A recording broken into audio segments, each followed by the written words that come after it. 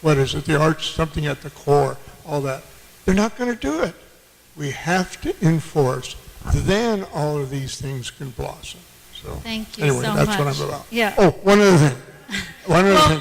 Quick. Hold that thought. Hold that thought. One other thing, Carl. though, quick, I have to say. If I'm not successful, then litigation is not out of the question. Right. Okay? Right. Thank you. Robin, did you want to, I saw you jumping at the chance to. Carl, perhaps you know, at one point I did a little bit of research on this, and in New York State, the code it's the same thing, not enforced, it's the same problem, but the code actually says the arts will be taught for 20% of the school day. Now, if you have a 5-hour school day, that's an hour of arts every single day. That's in the New York State Code, unenforced. And it's in a lot of codes throughout this country. I don't know if it's in the California Code. Do they say anywhere? It is not in the California Code, and probably back in the 1990s when this newest code was brought in, they eliminated, it was going to be well, I don't know, it was supposed to really change education. No more time requirements, except for physical education. Right, and there, in fact, Melissa Driver, who is on the Arts Education Commission and was invited to come and couldn't, says everything comes down to instructional minutes. And so I meant to dig into that because I do think that is part of the answer.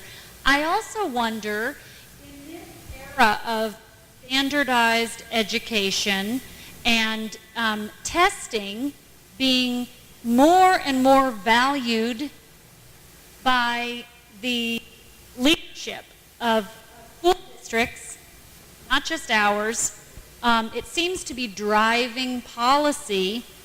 Should we be standardizing arts education and testing it like that? And I'm interested in hearing from all of you on that. I mean, again, it's funny to me that people are sort of saying, the science of it, there's the aesthetic, but the science also proves that children that have the arts learn better, learn how to learn, do better on tests. All of those things happen. The very things that are regarded as frills, and let's get rid of them because we need to concentrate on math and science and the testing, those, what people are calling frills, are the very things that are going to pump up those test scores. And another thing, the tests that they have, I'm not familiar with the smarter balanced ones. I'm too old for that. But they're very, very limited. When the whole testing craze began, we all thought, well, we better get busy and develop tests. And we did. Leah and I, we developed great multiple choice tests. And they turned out to be just vocabulary tests. I mean, they weren't. But there's a much deeper issue here, which is that assessment is embedded in arts education. We just saw it in the picture. Yeah, you can't. When you're engaged in the arts, you are constantly reflecting on your achievements. And as an individual, as a group, the arts should be leading the whole whatever. I'm not going to call the testing movement because I think the testing movement has been a disaster. But the arts should be leading the whole assessment, evaluation movement in this country. Of course we need to evaluate our schools. We need to have assessment tools. The arts should be in the absolute forefront of whatever tools are developed, and they shouldn't be vocabulary tests. So what happened? Because all of you have talked about what arts education does for students in terms of cognitive development. You've all referred to that. You've all mentioned the contribution that arts education makes to other areas of academic study. So is it just because arts people think it's just common sense and say, and can't articulate a good enough argument? Or why do you think that this thing that contributes so much to student achievement is the first thing that gets cut?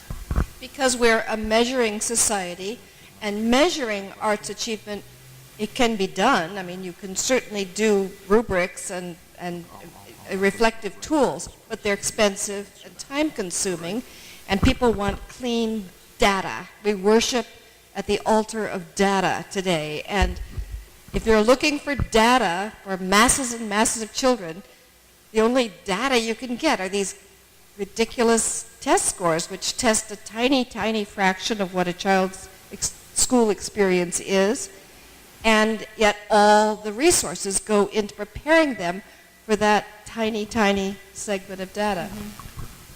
In terms of assessment right now is very moot. If you don't have a sequential program, how can you assess what they're doing? You know, we have a framework for visual performing arts, and it has what it calls standards, and there are standards for each grade level. If you get up to middle school and high school, students who have never had education before that in the arts, and you try to assess them based on those standards, it's a disaster because they've not been able to build the skills and so on. But then again, as you're saying, what is it that you assess?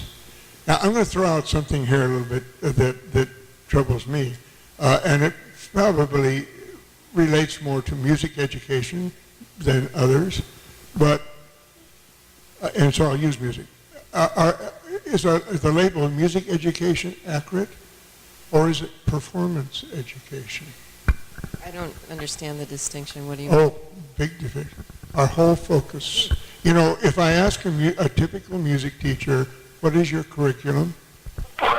They'll say, well, when school starts, we audition the kids for parts. November, we have a concert. Then in Christmas, we have a holiday concert. In March, we go to festival. And then in spring, we have a spring concert. None of those are designed, and this is rare, if it was, to demonstrate what was learned based on a course of study. It's performances. Now, I'm not saying that's bad. No, but is that really music education? actually, but I actually really, you know, for me as a performer, in a sense, the performance is your test that demonstrates what you've learned in that subject. Right. You know, that demonstrates your proficiency, and it's one of the things that I think is great about the arts and about the performing arts is because, you know, there comes a point where you hit that stage and you either know it or you don't. And that's the other thing that teachers always mention to me about the arts is that you don't have to wait 6 weeks for them to take a test to find out that they're not getting it. You see it immediately and there's an immediate reaction. Can you get your arm up higher? You know, can you make sure you do this on count 3? They're counting, they're listening, they're doing all this stuff. Leah wanted to say something.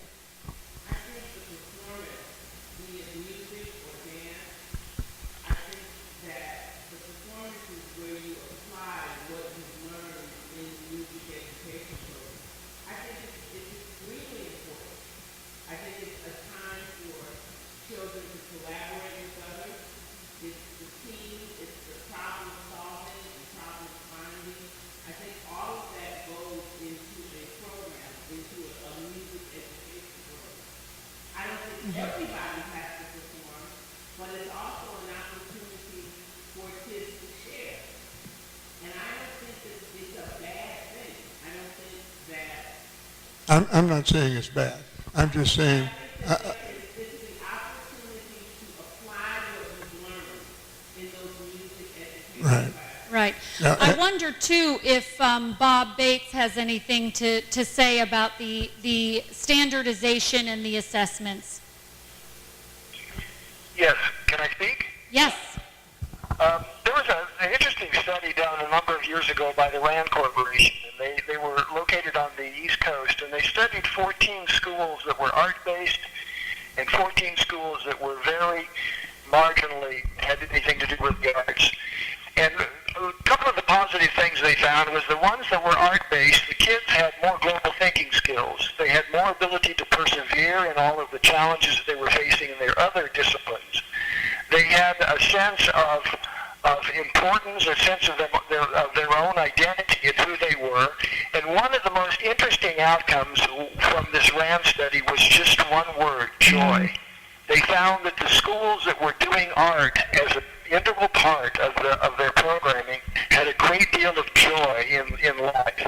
Now you tell me, what is the value of loving what you do and caring about what you do as being a motivating factor that's off the scale? You can't even estimate that. So just that one simple study, and it's happened, we've done studies at Intercity Arts as well, where we looked at global thinking skills, we looked at more how children, how it helped their worldview to expand and to be bigger.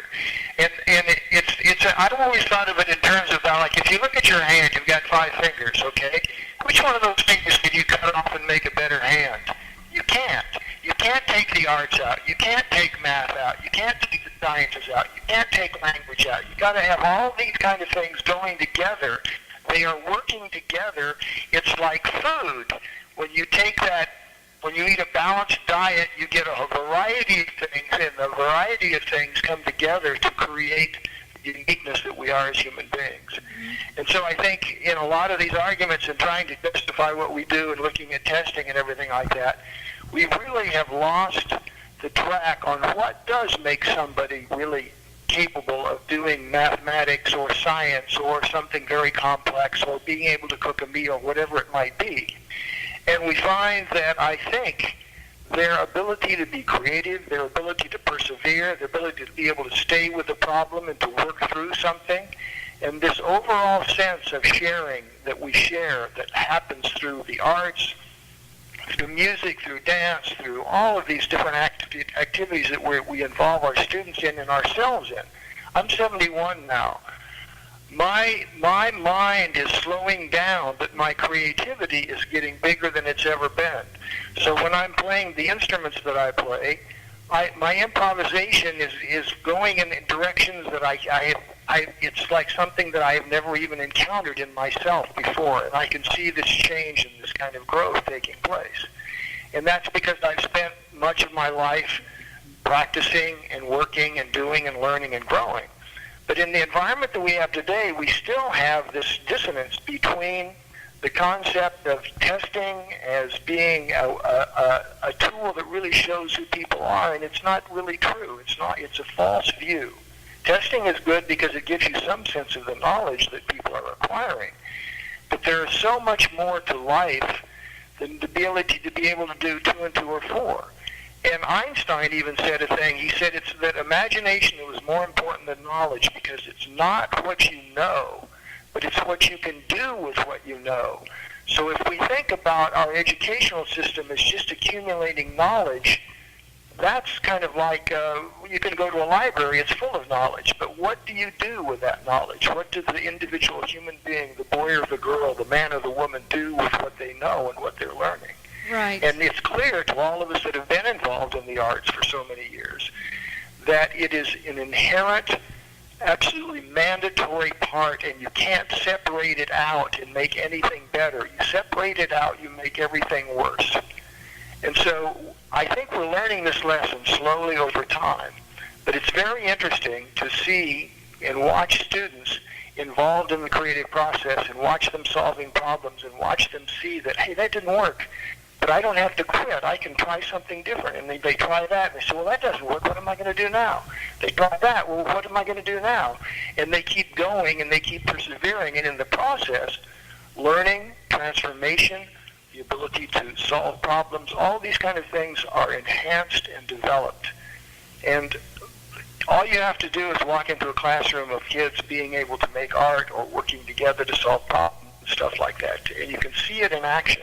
And you can see it in action in your own. If you look, I watched the thing on TED.com the other night, and there's this group called Audio. Audio. It's like it's a group of people that work together. They brainstorm. They come up with new kind of ideas. But what it's groups of people that come together They use their imagination, their creative ability, and they solve problems, and they actually create solutions because of their creativity and their ability to work together and their ability to solve problems.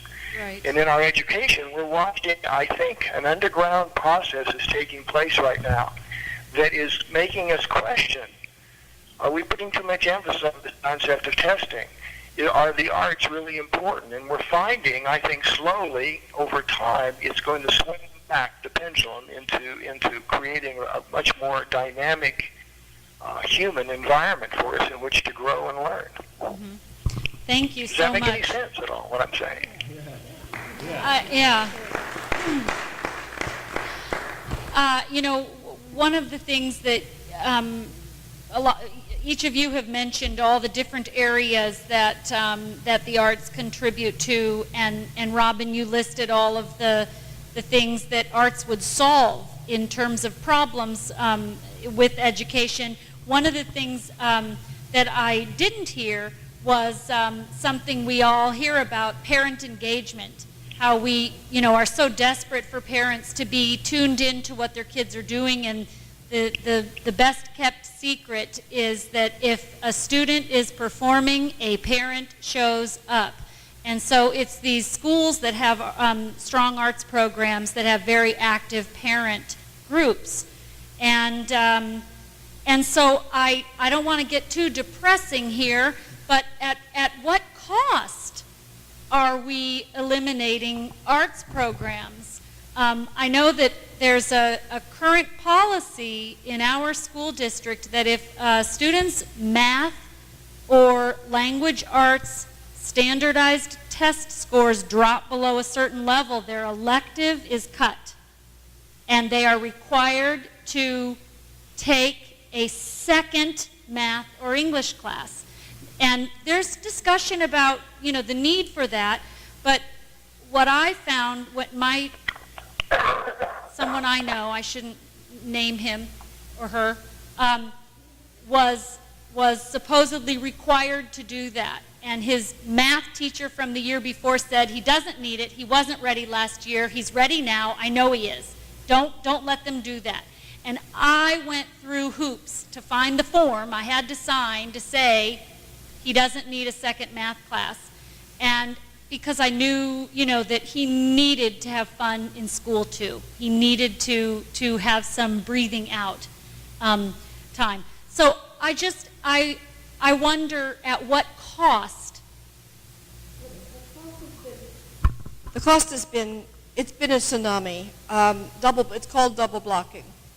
And in many of our schools, maybe most of our schools, there are so many students, especially in middle school, that are needing this second, I don't think they need it, but they're getting this second block, that middle schools have had to eliminate what offerings in arts that they were offering. So even the students who are not double blocked, there's no courses for them to take because the arts teachers are gone. And this is all across the country. This is not LA Unified. This is the whole nation.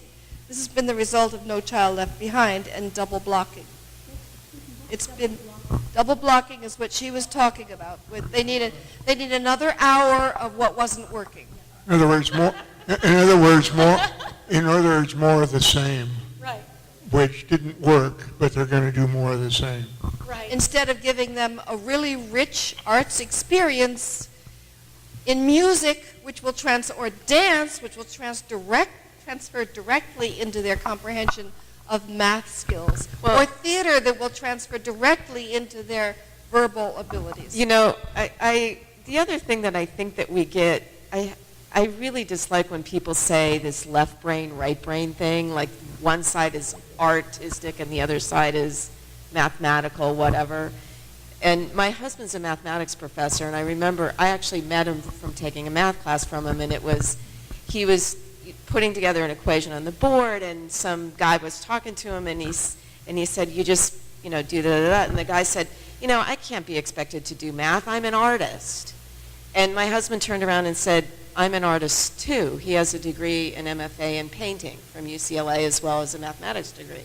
And in other countries, there is not this separation of you're good at math or you're good at art or you're good at, there's this expectation that you're a whole person, and that you need both sides of your brain. And I just don't understand why we go down that road even. Would you like to ask a question? Because I used to be on the California Arts Council. I grew up in the She got us our first grant. Yay! She's a powerhouse. Anyway, as you know here in LA, with Prop 13, they stopped funding the arts. And suddenly the attitude changed. They had, as you say, arts always. I grew up in New York. We had auditorium, and we sang the spiritual, and everything was just taken for granted. So this attitude now is part of the problem, that we don't have the money to pay for arts. Money, they're secondary. When I went to college, we had humanities. It was you had to get the arts and humanities out of the way before you got into your major, whether it was science or whatever it else. They don't. I even think UCLA may not even have that. A little bit, but not to the degree that you had to have that, and then you got the others. The arts, the program, the education program at the County Music Center is now, it used to have that we were all in conjunction with the public schools education. They would bring K-12 children to get to the music center from districts where they never saw, heard of, and then they learned what to do in the theater. There's music, there's theater, there's dance, and we're exposed to that. That is now losing funding at this point. The Spotlight Awards were what the recent, the dancer, and I can't think of her name now, anyway, won the Spotlight Award when she was 13, went on to ABT, and now is the first African American. Mitzi Copeland. I saw her do that when she was 13. There's an attitude. When I was on the California Arts Council, I was appointed by Gray Davis, and I said, Gray, we have to talk about the arts when you're running for office, and they all looked at me. This is a campaign. What are you talking about? And I said, well, how about the arts and education? And then he did. He followed through. He funded it when he became governor in the arts. But the rest of the legislators, we will meet them, we really don't have money for the arts. We can't put it into a budget. It's not the most important thing. So it's an attitude that you have to re-educate everyone to see that they will fund it, that it is important, that you're not going to have a country without the humanities. Right. Thank you so much. May I make a comment? Go ahead, Carl. Where we're going now is all the reasons and our frustration over why the arts aren't valued as they should be in schools. And, we talk about the good old days. There were never the good old days. Never were the arts in the schools the way the Ed Code prescribes it. Never. And that's what we've got to focus on. That's why I have tunnel vision. I'm not going to get into why the arts are important or why they're not doing them. I'm focusing on this is the law and we must enforce it. And until that happens, all the rest of this stuff is kind of moot.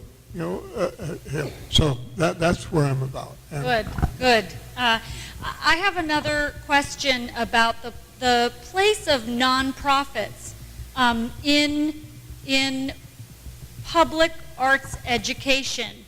Are you letting the school districts off the hook, Carol, by providing these programs in public schools?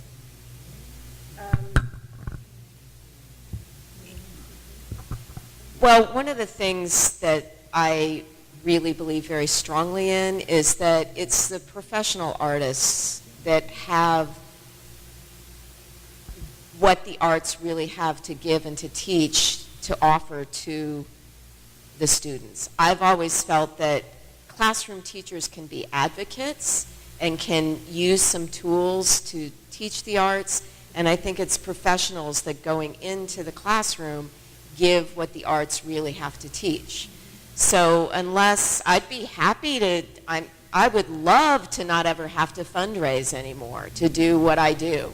It's you know, as Paul Cummins called it, the F word. But it's not going to happen. I mean, Jacques D'Amboise has been in schools in New York City for 40 years now. It's been a nonprofit. They have a $4.5 million budget. I see that we're fulfilling a need that just isn't being paid for any other way. We like to call our schools partners, and they actually pay a portion of the cost through, it's usually not through district funds, but mostly through a PTA or somebody. And, you know, the record we have is schools that we've gone into, we basically are still in the same schools. It's been 15 years. Thank you. The thing is, there are 500 elementary schools in LA Unified and another 500 in the county. How many schools are you serving? 10. Inner City Arts, phenomenal program. I think at the most they serve maybe 13 schools at a time. And if you don't have a core program that is taught, yes, by professional arts teachers, they're not necessarily all still engaged professionally, but many, many of them are. But you need a core. I mean, we were heading, our goal was to get to 650 elementary arts teachers. That wouldn't have been enough, but it would have been 3 times what it is now, and it would have been a start. 500 schools. Nonprofits are not going to be able to serve 500 schools. Even all the fundraising in the world isn't going to make that happen. It has to be paid out of the general fund. The core program, the teachers, the facilities, the materials, and the equipment for the core program has to come from the general fund, not from nonprofits. The nonprofits are the enrichment. They are the pizzazz. They're the wonder, and it's wonderful to have them. But when we have to have enough for 500 schools, but we still need the core program taught by arts teachers. Does Bob want to, does Bob want to answer that? And then we'll go to Odysseus's question.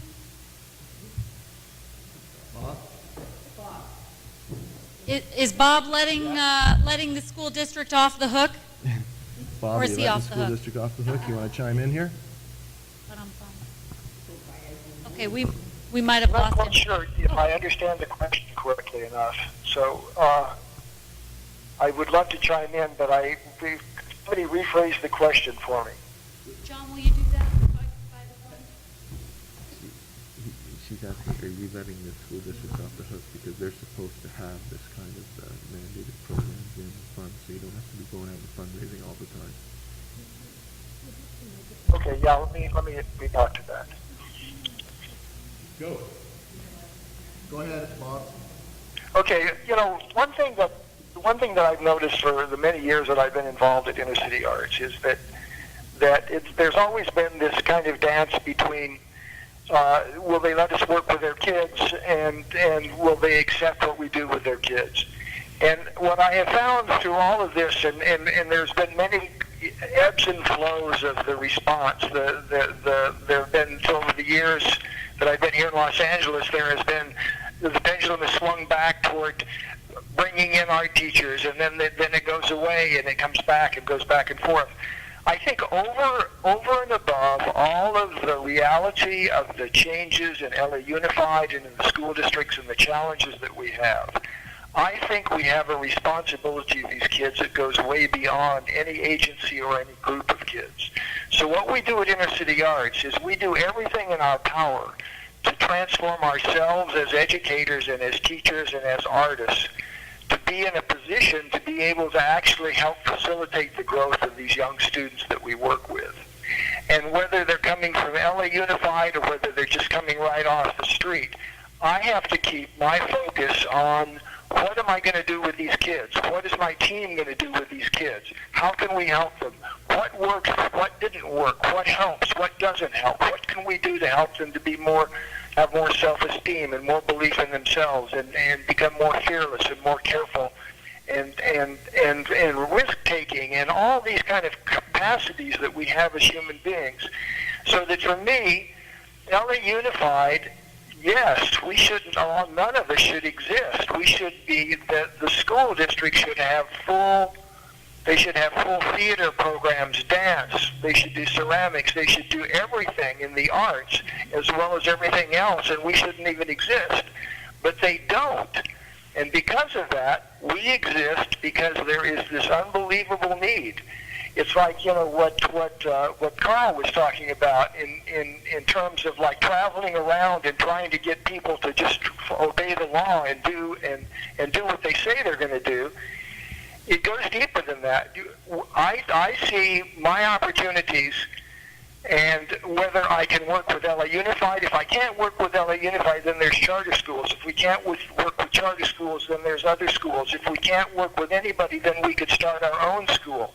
It's like all of those doors are wide open for us at Inner City Arts because we really see that what we're a part of is a transformation that is taking place in the lives of students in the educational structures and systems that we have in place.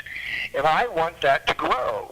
So my responsibility is I can't worry about what LA Unified if they're taking a free load on us or taking a free ride on us or whatever it is. If they let us work with their kids, we will give those kids everything that we have, the very best that we can give for those children. If they won't let us do that, then we will work with somebody else. And so I think that the challenge is to recognize that in this kind of strange culture, excuse me, I'm going to cough a second, hang on a second. In this kind of challenging culture that we find ourselves in, where the Republicans and the Democrats just simply can't work together. They're not team players. They've lost the vision of what it is to be educators and leaders in government. We can't lose that. Those of us that are involved in the arts, whatever it is like we have a mandate to keep doing this.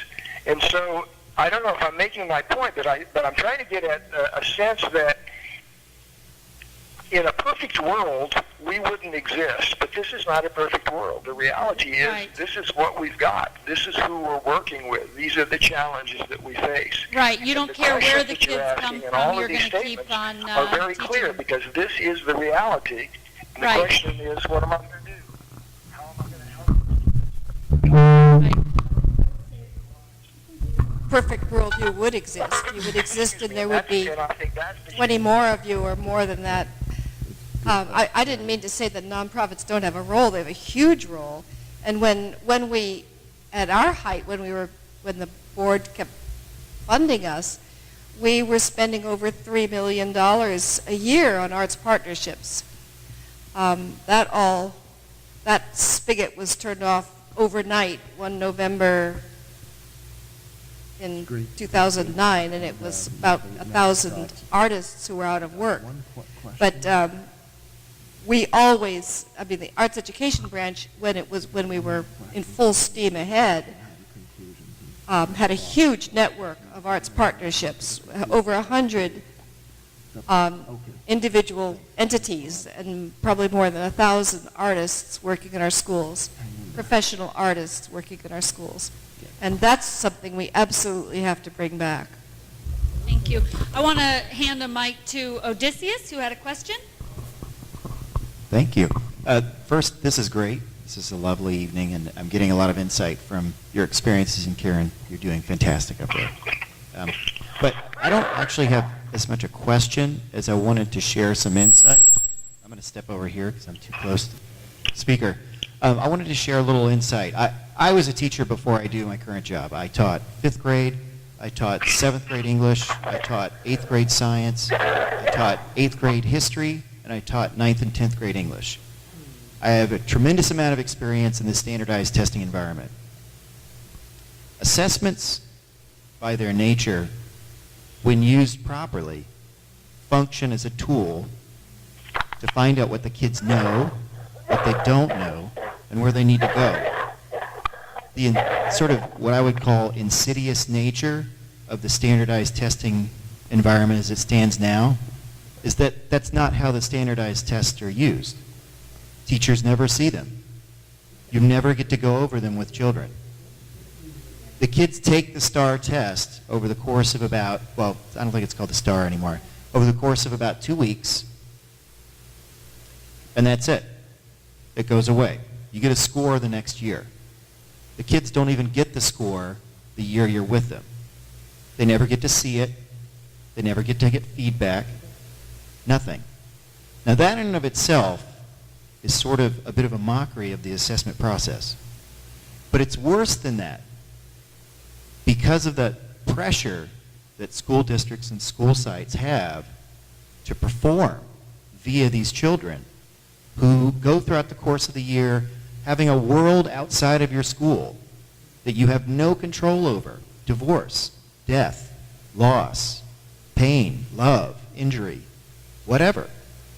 That all affect their development at an age of like 11, 12, 13, and then they come and take a test of which they have no understanding of. Not the ramifications, really, because they're kids. But because of the pressure, every day that you teach, you want to incorporate a testing environment to get them used to the testing environment, to give them a chance for you to give them feedback. And as a teacher, you look at it and you go, this is so boring. And you see kids and they're bored. But as a teacher, you say, I don't really like this, but it's my moral responsibility to provide them with a chance to learn how to do this. Because if they don't learn how to do this, they're going to find that they get low scores. And then when they get low scores, they're going to feel bad about that test. And it's a downward spiral. So teaching becomes that. You try to synthesize what you want them to do creatively into a standardized testing environment.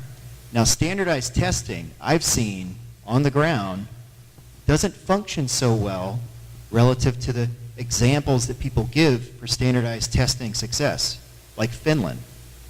Everybody talks about Finland, how standardized testing works so well.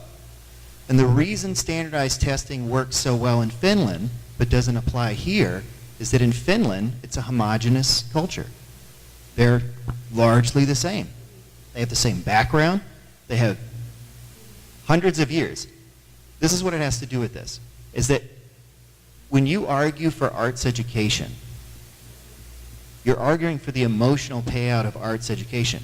You need to be arguing for the benefit of arts education as it is used as a tool to synthesize learning. You have to go directly at standardized testing.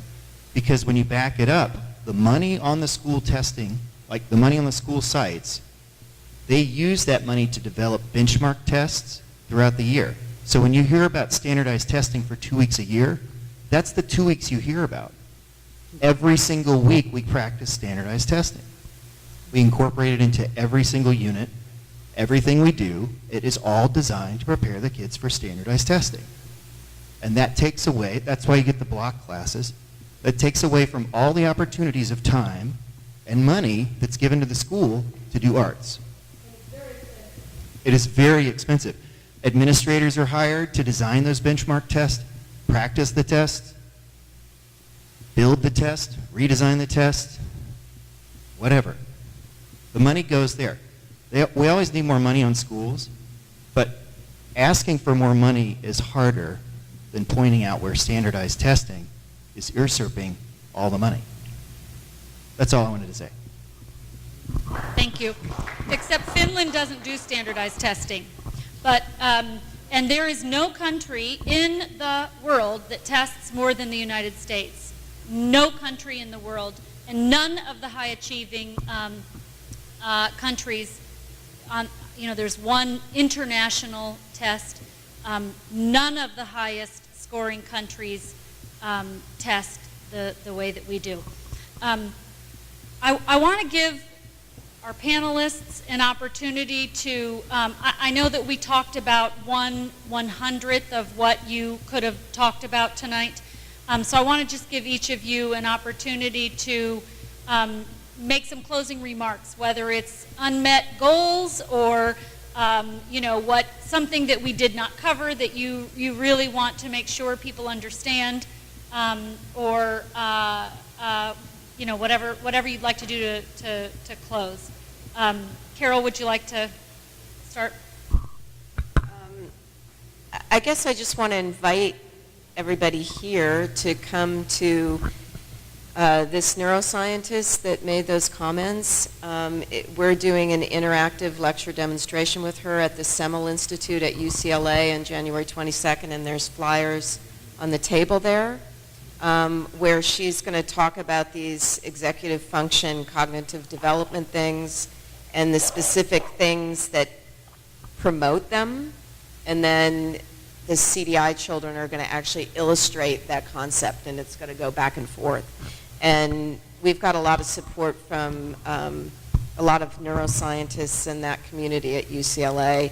And I do firmly believe in art for art's sake, and I would love to be able to raise money by just saying children should have arts, but this science angle is something that's allowing me to raise money, I hope, because it's proof that the arts actually do something. Thank you. A recommendation based on what I'm hearing tonight. There's an article in the September Harper's Magazine.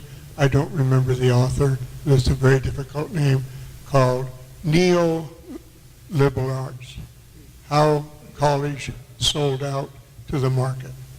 And I think that applies to our schools in a lot of ways. I really recommend you read that. I mentioned briefly litigation. Some of you may be aware that there was a class action suit related to physical education. Actually, that goes back a ways. 2009, this same attorney told his local school district that they were not complying with the PE code. And they said, well, we don't need to. It's optional. So he sued them and actually sued the Department of Education. That was thrown out because they don't have authority. But the district, whoops, turned that off. My wife was wondering, where is he? Anyway, the trial court found in favor of the school district. He appealed it to the appellate court, and they reversed it and said the word in the ed code is shall, and therefore you will comply. So then, fast forward to the last couple of years, about 30 districts were included in the class action suit. It never went to trial, but I'll tell you, it got their attention. And now they're keeping track and documenting and so on. So litigation is an option that I'm not overlooking if I cannot get, the kind of compliance that I'm after. So thank you. Thank you. What about Bob? Would he like to make some closing remarks? You ready, Bob, for your closing remarks?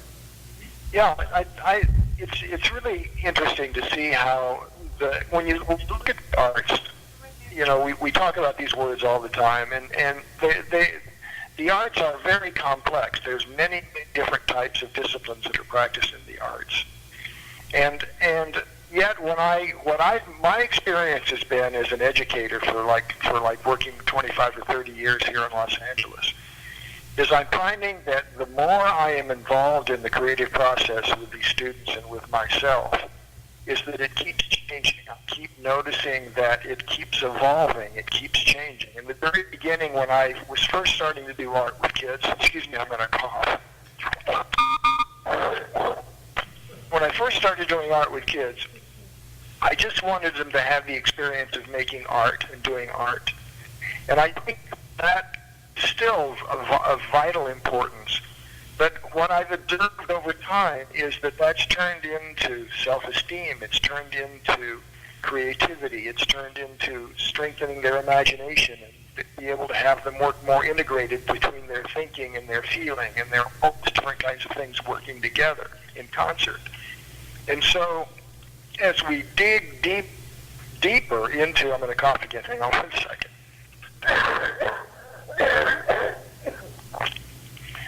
As we dig deeper into the disciplines that we all practice and into the educational structures that we're all working in, the human being is becoming more and more and more important. How are we equipping these kids for the future?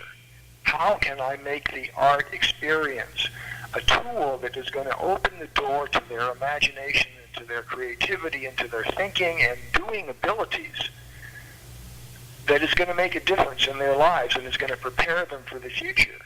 And so what is happening to me, just as an educator, is I'm noticing that keeps changing, and I keep seeing the importance of teamwork, the importance of kids not just making individual things, but of working together.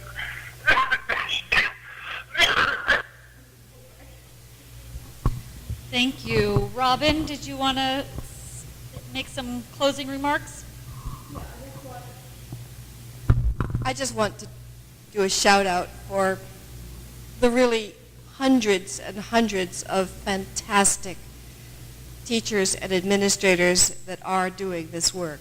Some of them are in this room, and it can get very depressing looking at the people up here who give the lip service, but when it comes down to policy, we're standing in line behind a whole lot of other very important programs, but feeling like we're the most important, and I believe we are. But in the meantime, there are some amazing, amazing principals. Sandy, she's retired now, but Leah, who's not retired and has been this all her life, and teachers who are making this happen every day. There are miracles happening in our schools every single day. And go and visit your schools on a day when the arts are happening, and and definitely go to the CDI performance. You just go in and you can't stop grinning from the moment you walk in the door until it's over, until you get home. You can't stop grinning. So believe there's a lot happening. I mean, it's not enough, and it will never be enough, but there are a lot of passionate people out there, and arts teachers are all going to heaven.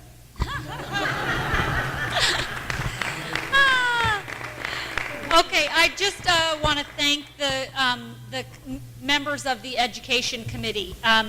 Libby Klugman, who unfortunately had an accident and was not able to be here, but she's on the road to recovery. Nadia Lawrence, Lauren Scott, who was going to be our moderator, who's a teacher and is at back to school night, and John Popich, and so just want to thank, we had a great committee. Thank you.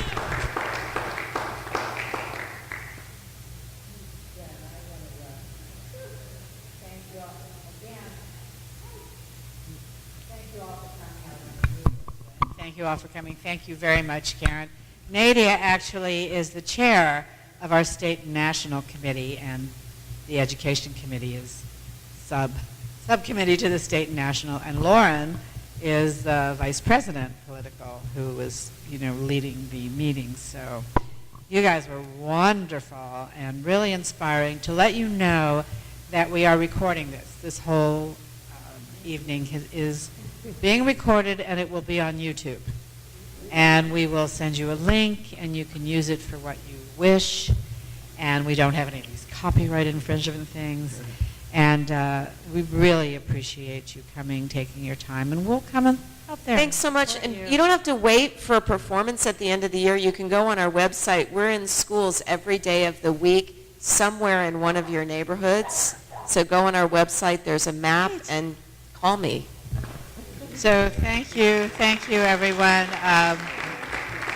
We're going to have our holiday party, by the way, again this year at the Lantern House, probably December 12th. I think we haven't, so mark your calendars. That was so fun last time. we'll be doing another debate watch party. The Gaslight was really fun. It's really nice to watch these debates, these Democrat and Republican debates with like-minded friends.